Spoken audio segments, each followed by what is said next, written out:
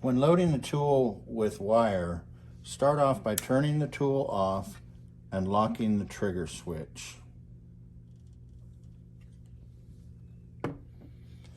Then push the latch on the reel stay, which is the door on the side, forward to open the door.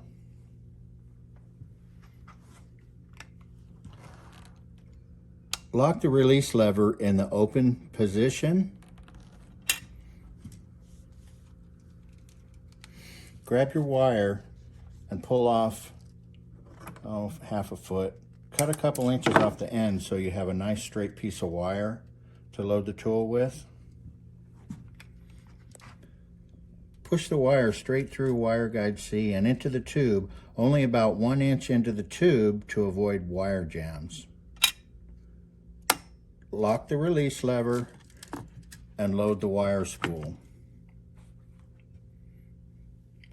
Close the door or reel stay and latch so that it's tight. Turn the tool back on, unlock the trigger, and let the tool set itself by pulling the trigger once. That will set the predetermined length of wire. And that's it, it's loading the tool. It's ready to tie.